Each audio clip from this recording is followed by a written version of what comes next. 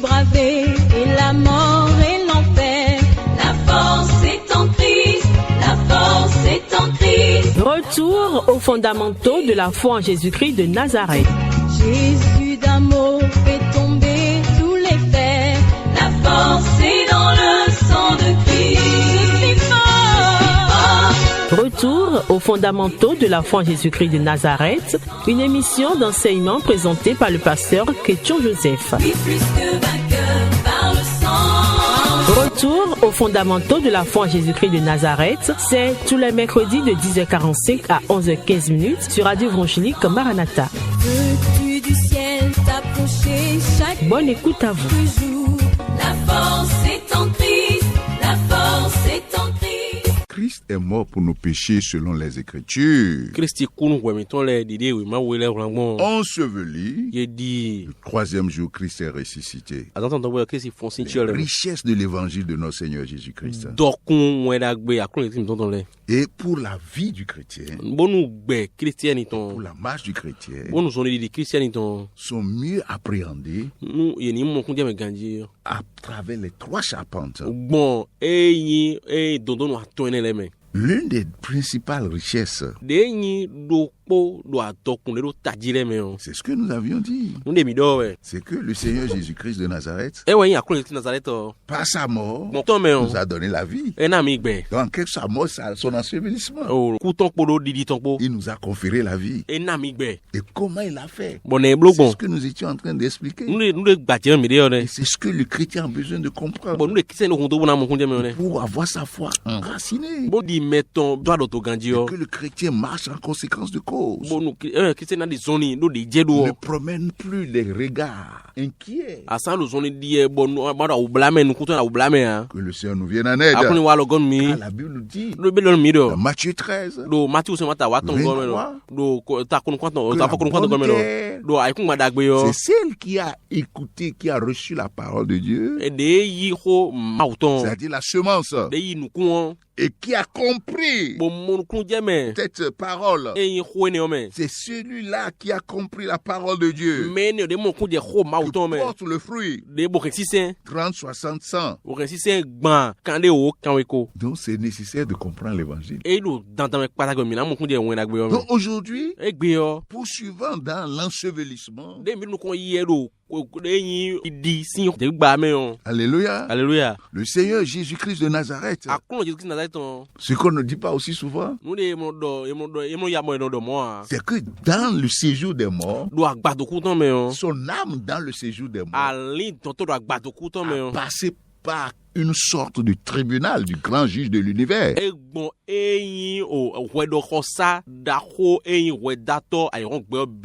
C'est-à-dire, cela n'est pas dit clairement. Et quand on lit les passages, on comprend que Jésus, notre Seigneur, devait aller là-bas 3 jours et 3 nuits. Il est allé dans la prison.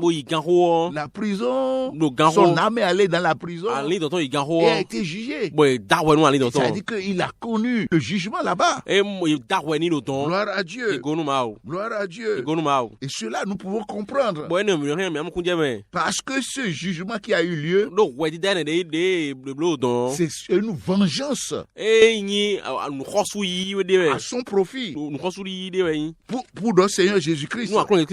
Car vous-même vous savez que Christ n'a pas commis de péché. Alléluia. Alléluia.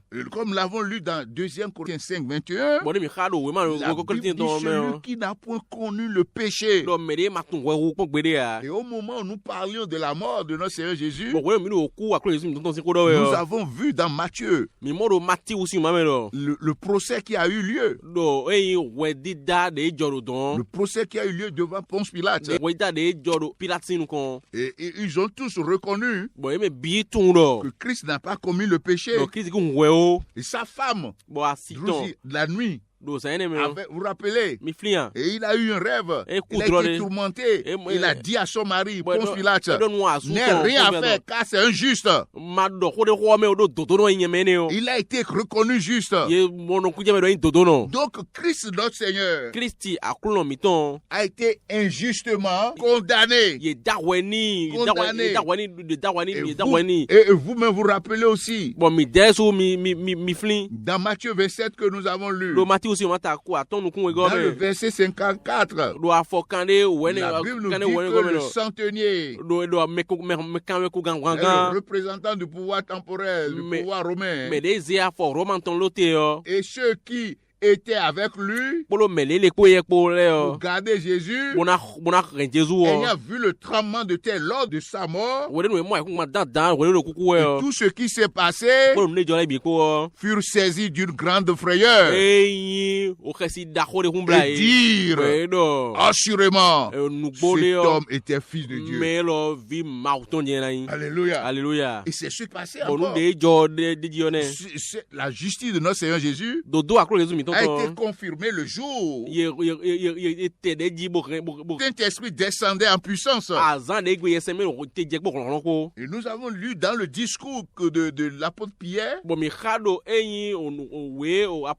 un témoignage très puissant. Voici ce que l'apôtre Pierre dit le jour de la Pentecôte. Dans le livre des Actes, parlant de notre Seigneur Jésus de Nazareth, cet homme, et dans le verset 23, il dit ceci. Cet homme, livré selon le dessein arrêté et selon la préscience de Dieu, vous l'avez crucifié. Vous l'avez fait mourir par la main des impies. Verset 24. Dieu l'a ressuscité en le délivrant des liens de la mort.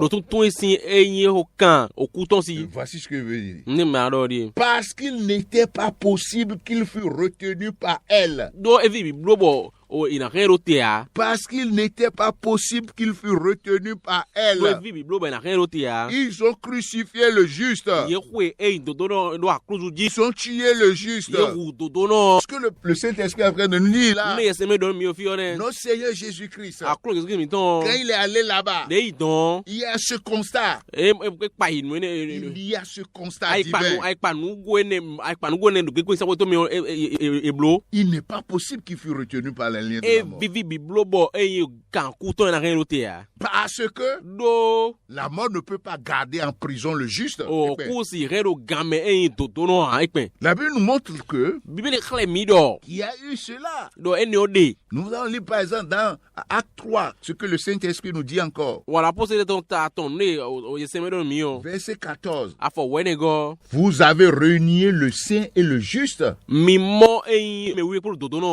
et vous avez demandé qu'on vous accordât la grâce d'un meurtrier. Donc dans le séjour des morts, ce que le Saint-Esprit dit par l'apôtre Pierre, c'est que il va être retenu par les liens de la mort s'il n'était pas juste. Donc il y a un jugement de l'esprit de là. Il a été reconnu juste. Alléluia. Alléluia. Et puisqu'il est juste, on ne peut pas enfermer le juste. Suivant la loi, c'est le criminel qu'on enferme. Puisqu'il a accompli tout ce qui concerne les exigences de la justice divine.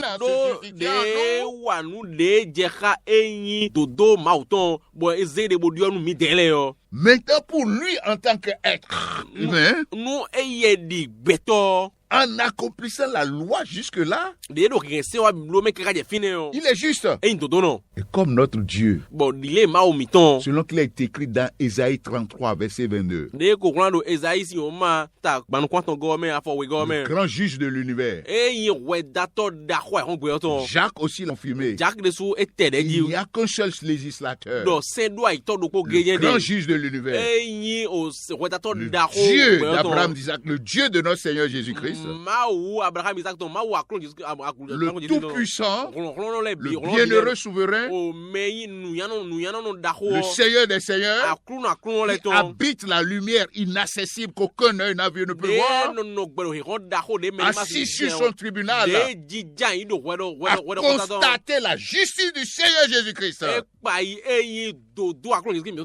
Gloire à Dieu.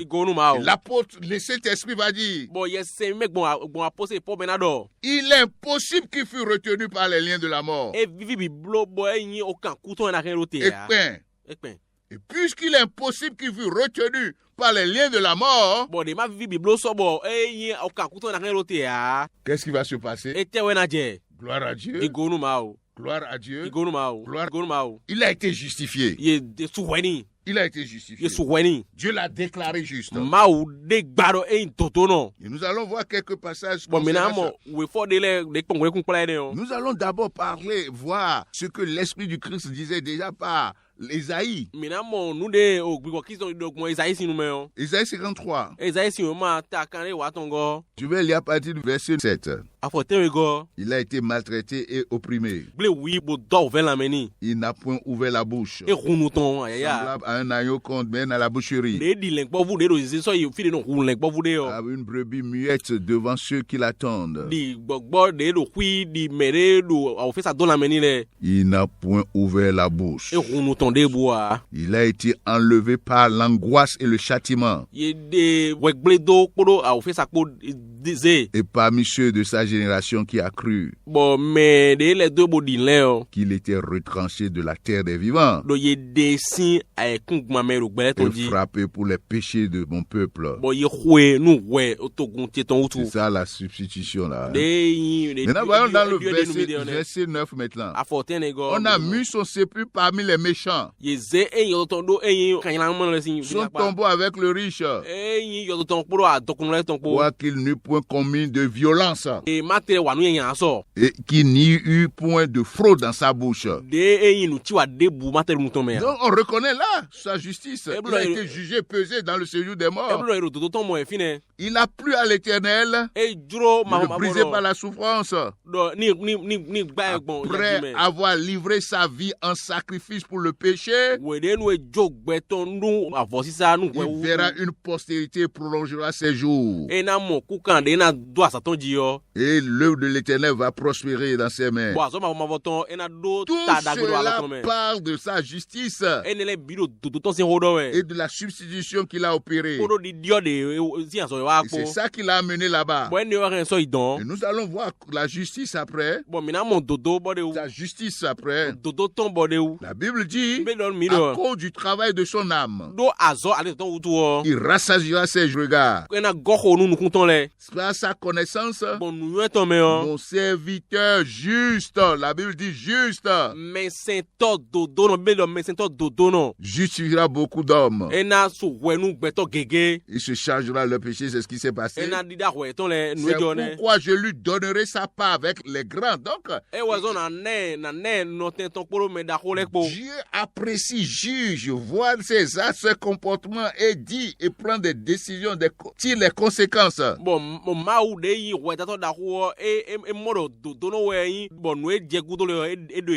La Bible dit, parce qu'il a porté les péchés de beaucoup d'hommes et qu'il a intercédé pour des coupables. C'est pourquoi je lui donnerai sa part avec les grands, partagera butin avec les puissants, parce qu'il s'est livré lui-même à la mort et qu'il a été mis au nombre des malfaiteurs. Gloire à Dieu. Le Seigneur Jésus-Christ de Nazareth, on l'a examiné, son âme a été examinée là-bas. Alléluia. La Bible nous révèle quoi? Que le Seigneur Jésus-Christ de Nazareth a connu tout cela là-bas. Et le résultat du jugement. Quelle est la décision qui a été, comme nous venons de voir. Hébreu l'a exprimé d'une autre manière. Nous avons vu comment Ésaïe 53 a déjà prophétisé la chose.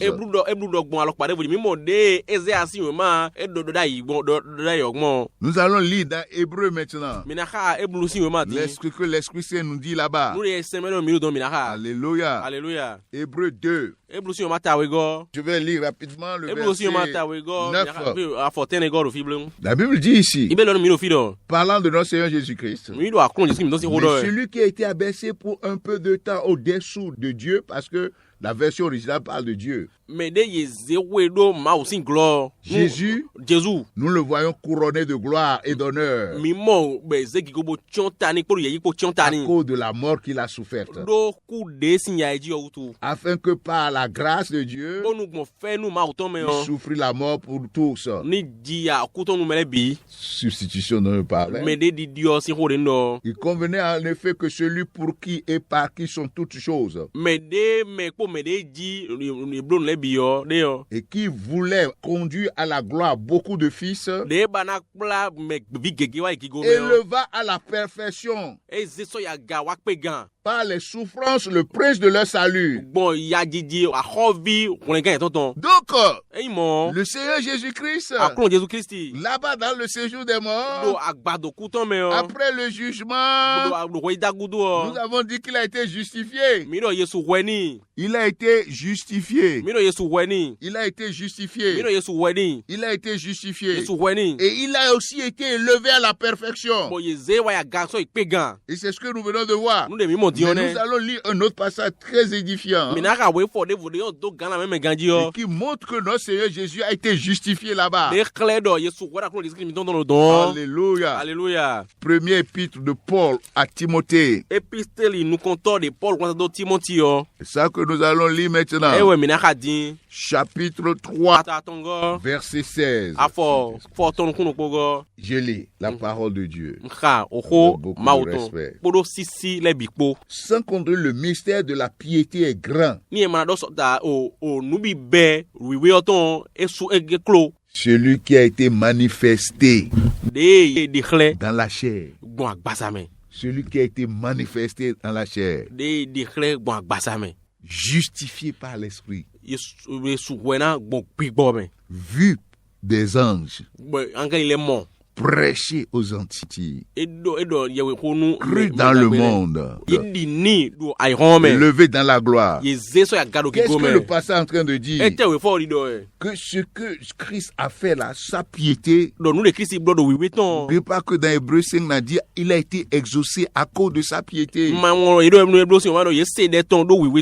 Parce que c'est un mystère. Non, c'est Jésus est Dieu. Il dit qu'il est encore parfaitement homme. C'est quoi le passage dit? Le mystère de la piété du Christ est grand. Son abaissement, son humiliation. Il dit celui qui a été manifesté dans la chair. C'est-à-dire que Christ s'est incarné dans la chair. Philippiens 2 dit ne regardant pas qu'on ne pourra arracher que d'être égal à Dieu, il s'est humilié lui-même. Il a été fait chair. Le Verbe a été fait chair. Devenu un homme, un esclave, devenu comme une brebis destinée à la boucherie. Ce mystère est grand. La Bible dit qu'il a été justifié par l'Esprit. Donc c'est ce que nous sommes en train de dire. Tous ces passages qui ont été inspirés par l'Esprit Saint. Dans le séjour des morts, il a été justifié. Quand l'a examiné, le grand tribunal de l'univers l'a justifié. Saint-Esprit, on l'a justifié. Et c'est pourquoi il a été justifié. Et tout à l'heure, je disais quoi? Qu'il a légalement pris les clés de la mort, c'est-à-dire l'autorité, le pouvoir de la mort. Les clés de la mort et du séjour des morts. Pourquoi? Parce que là-bas, devant le tribunal, le grand juge de l'univers, le Dieu de notre Seigneur, mon Dieu, ton Dieu, notre Dieu, le grand juge, ayant constaté, on a constaté que Jésus est juste. Et le Saint-Esprit par Pierre a attesté. Car il est impossible qu'il fût retenu par les liens de la mort. Pourquoi vous avez tué le juste? C'est Satan, le Dieu de ce monde, le prince de ce monde, le Dieu de ce siècle, qui est caché derrière Ponce Pilate, caché derrière les souverains sacrificateurs, caché derrière la foule. Et il a poussé les gens à tuer le juste. Et quand le juste est allé dans la forteresse du diable, c'est-à-dire dans le séjour des morts, dans la prison où il enfermait les hommes, quand Jésus est apparu là-bas, on a constaté quoi? Le tribunal a constaté que diable, pourquoi tu as tué le juste? S'il a tué le juste, c'est qu'il a violé la loi. Il a violé la loi. Et celui qui a violé la loi, il devient criminel. Et celui qui est criminel, il n'a aucun droit dans la cité. Donc, il a perdu tout droit. Et le juste, Jésus-Christ de Nazareth, notre Seigneur, constaté juste, obtient tous les droits jusque dans le séjour des morts. Alors le diable, tu remets le pouvoir de la mort et du séjour de la mort. Tu perds cela. Le seul constat qu'il a tué le juste et fait de lui le criminel. Aussitôt, il a perdu tout droit dans le séjour des morts.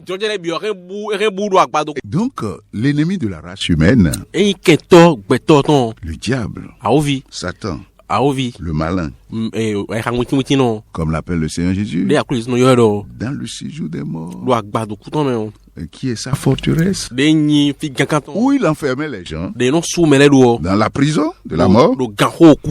Et notre Seigneur Jésus-Christ, ayant été rendu, étant justifié, parce qu'ils ont tué le juste, lui, il a violé la loi. Il est devenu le criminel, lui, Satan. Et le criminel n'a plus de pouvoir, n'a aucun droit. Et la Bible nous dit, s'il l'eut connu, s'il l'eut su, il n'allait pas crucifier le Seigneur de gloire. 1 Corinthiens 2:9. C'est l'erreur gravissime qu'il a commis, ça. Et aussitôt là, il perd le pouvoir de la mort et du séjour des morts. Notre Seigneur Jésus-Christ, dans l'Apocalypse, proclamé, quand il a été ressuscité, justifié, glorifié, il a vu Jean dans la gloire. Il lui a dit, j'étais mort, je suis le vivant, j'étais mort, et je suis vivant au siècle des siècles. Je tiens entre mes mains les clés de la mort et du séjour de la mort, c'est-à-dire le pouvoir, l'autorité sur le séjour de la mort et sur la mort. C'est entre mes mains, montrant ainsi que le Seigneur Jésus-Christ a tout pouvoir désormais, après être allé 3 jours, 3 nuits dans le séjour des morts. Et dans Matthieu 28:18, Tout pouvoir dans les cieux et sur la terre. Entre mes mains. Philippiens 2 va dire quoi? Parce qu'il a fait cela, il est entré dans la mort, s'est humilié jusque là-bas. Dieu l'a souverainement élevé. Il lui a donné le nom qui est au-dessus de tout nom, afin qu'au nom de Jésus, tout genou fléchit dans les cieux, sur la terre et sous la terre, là où il est allé pour conquérir tout pouvoir sur la mort et séjour des morts, et que toute langue confesse que Jésus-Christ est Seigneur, à la gloire de Dieu le Père. Alléluia. Frère et ma soeur, c'est important de comprendre cela. Le Seigneur Jésus-Christ a observé la loi, a été justifié dans le séjour des morts. Et c'est des choses qui étaient nécessaires à faire là-bas.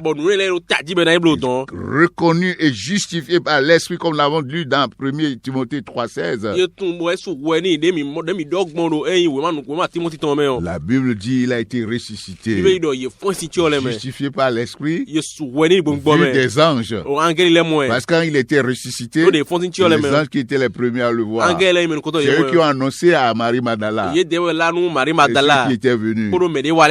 Et le Seigneur Jésus-Christ établit désormais sa seigneurie dans tout l'univers visible et invisible, incontesté et incontestable, invaincu, invincible. C'est lui le roi de gloire, et celui que nous vous annonçons. Il a vaincu la mort, il a vaincu la mort, il est sorti victorieux pour toi et pour moi.